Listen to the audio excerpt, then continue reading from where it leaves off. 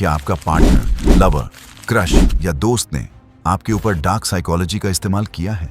आप इसे कैसे जानेंगे? शायद आपको यह जानने की बहुत इच्छा होती है, राइट?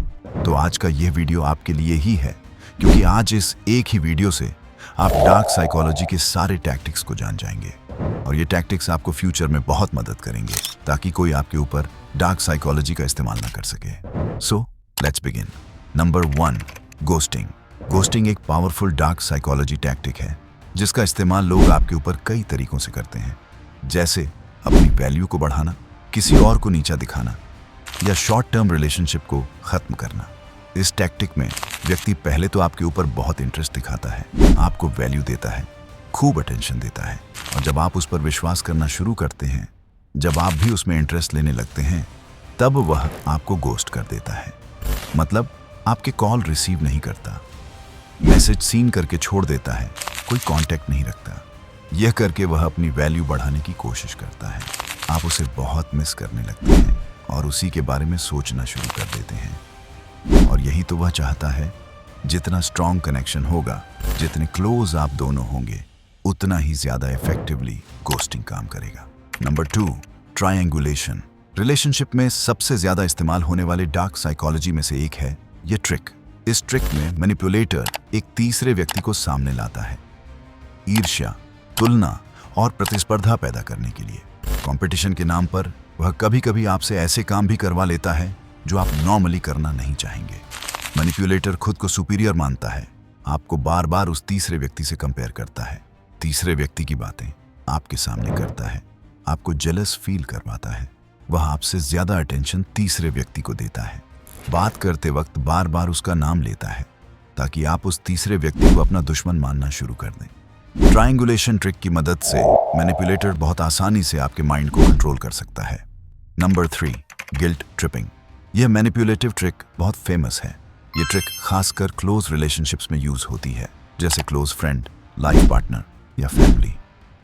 इस ट्रिक में मैनिपुलेटर विक्टिम को गिल्टी फील करवाकर अपनी किसी बात को मनवा लेता है। फॉर एग्जाम्पल, मैंने तुम्हारे लिए कितनी सारी चीजें की हैं, क्या तुम मेरे लिए यह छोटा सा काम नहीं कर सकते?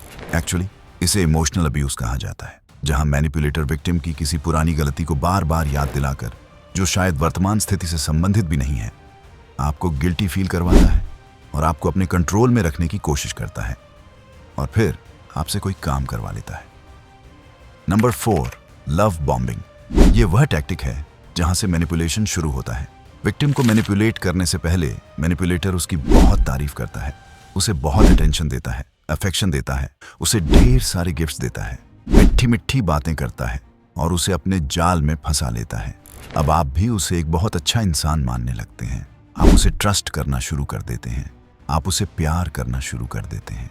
इस समय मैनिपुलेटर खुद को आपके सामने एक अच्छे दिल वाले इंसान के रूप में दिखाने की कोशिश करता है, हमेशा अपनी पॉजिटिव साइड्स को आपके सामने पेश करता है, यहाँ तक कि आपके साथ फ्यूचर प्लान्स तक डिस्कस कर लेता है। जब वह अपने इमोशंस को आपके साथ शेयर करता है, तब आपको भी लगता है कि हाँ, आप उसके जीवन का एक इम्पॉर्टेंट पार्ट हैं। लेकिन आप समझ नहीं पाते कि मैनिपुलेटर जितनी भी पॉजिटिविटी आपके साथ शेयर कर रहा है, वह सारी की सारी फेक पॉजिटिव होती है।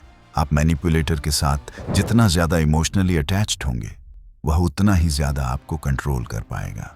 अब जब वो बहुत सारा अटेंशन, लव, अफेक्शन और केयरिंग देने के बाद अचानक ये सब करना बंद कर देता है, अपनी पर्सनैलिटी को पूरी तरह से बदल देता है, तो आपके अंदर अटेंशन और प्यार की क्रेविंग शुरू हो जाती है। फिर मैनिपुलेटर आपसे जो भी करवाना चाहता है, आप वही करने लगते हैं उसके आदेश अनुसार। Number 5, isolation.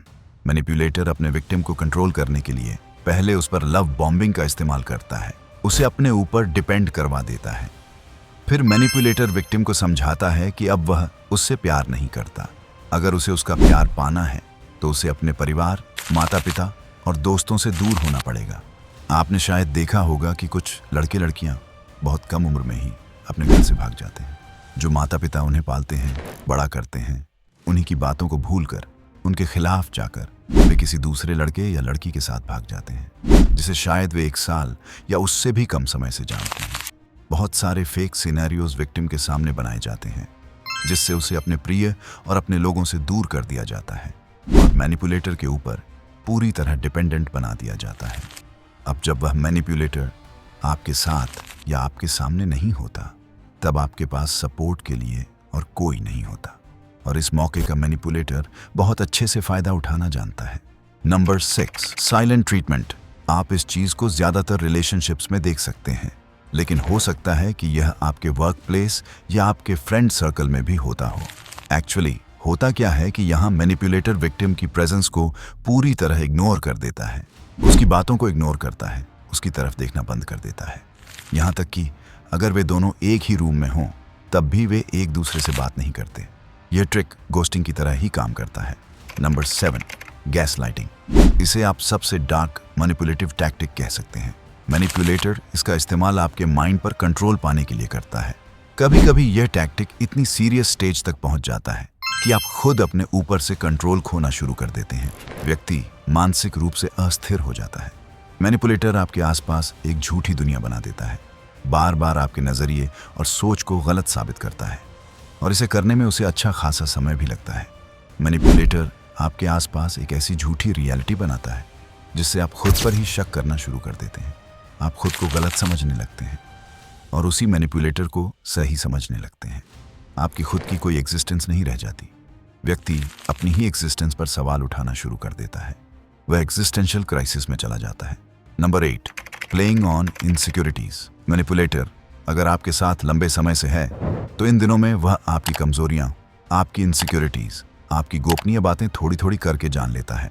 अब वह आपकी उन्हीं फियर्स, कमजोरियों और इनसिक्योरिटीज का इस्तेमाल करके आपका एक्सप्लॉयटेशन करता है, और इसकी वजह से आपका कॉन्फिडेंस भी कम होने लगता है और आप बहुत आसानी से मैनिपुलेटर के जाल में फंस जाते हैं। फॉर एग्जाम्पल, मान लीजिए आपने उसे दोस्त समझकर ये कह दिया कि आपको पब्लिक स्पीकिंग से डर लगता है। फिर एक दिन आपने हिम्मत करके कुछ बोलने की कोशिश की, या कोई स्पीच देने की कोशिश की, या किसी कंपटीशन में पार्टिसिपेट करने की कोशिश की, और आपने ठीक ठाक अच्छा भी बोला हो सकता है, लेकिन मैनिपुलेटर आपकी उस अंदर की डर को कभी जाने ही नहीं देगा। वह आपको कुछ पॉजिटिव नहीं बोलेगा, बल्कि आपको और डराएगा, और बस आप और ज्यादा नर्वस हो जाएंगे। और यही तो मैनिपुलेटर चाहता है। तो दोस्त, इन 8 मैनिपुलेटिव टैक्टिक्स में से आपको क्या लगता है? लोगों ने आप पर कितनी टैक्टिक्स इस्तेमाल की और आपको बेवकूफ बनाया? कमेंट बॉक्स में मुझे जरूर बताइए। अगर आपको यह वीडियो अच्छा लगा हो तो लाइक और शेयर करना ना भूलें। आपसे फिर मुलाकात होगी नेक्स्ट वीडियो में।